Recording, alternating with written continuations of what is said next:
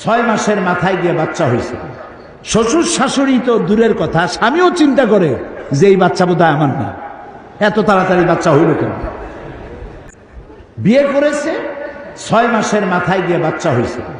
শ্বশুর শাশুড়ি তো দূরের কথা, স্বামীও চিন্তা করে যে এই বাচ্চা বোধহয় আমার না, এত তাড়াতাড়ি বাচ্চা হইল কেন। কি বল? এখন বিজ্ঞানীরা বলছে যে না, 6 মাসের ভিতরে যদি সন্তান হয় তা তার স্বামীর সন্তান, বলতেছে বিজ্ঞান। কিন্তু কোরআন বলেছে 1500 বছর আগে। কি বলেছে? আল্লাহ রাব্বুল আলামিন বলেন, ওয়া হামলুহু ওয়া ফিসালুহু 30 শাহরা।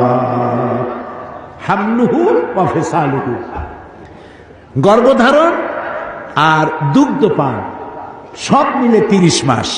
কে বলতেছেন? আল্লাহ। সব মিলে কয় মাস? 30 মাস। দুধ খাওয়াবে কয় মাস? হাওলাইনে কামেলাইন, 2 বছর। 2 বছরে কয় মাস হয়? হ্যাঁ, কন্যা তাড়াতাড়ি, ও অঙ্কে ফেল করেন না। 2 বছরে 24 মাস। তা আল্লাহ তাআলা আগে কি বলেছেন? ওয়া হামলুহু ওয়া ফিসালুহু 30 শাহরা, 30 মাস। 30 মাসে 24 মাস গেল দুধ খাওয়াইতে, থাকে কয় মাস? 6 মাস। এই 6 মাস গর্ভ, সর্বনিম্ন গর্ভের বয়স হলো 6 মাস। এটা বিজ্ঞান এখন বলতেছে, আর রাসূলকে দিয়ে আল্লাহ বলেছেন 1500 বছর। পাগলেরা কয় কি বলে যে মুহাম্মদ সাল্লাল্লাহু আলাইহি ওয়াসাল্লাম তো মধ্যযুগে আসছে, তখন বিজ্ঞান ছিল না।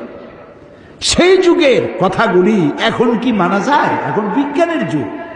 আরে বাবা, তোমার বিজ্ঞান গেছে কদ্দূর? আমি মাঝে মধ্যে বলি, বিজ্ঞান গেছে কই?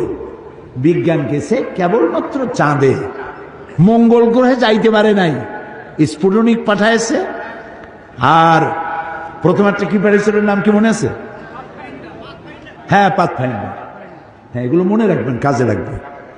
আমাকে অন্তত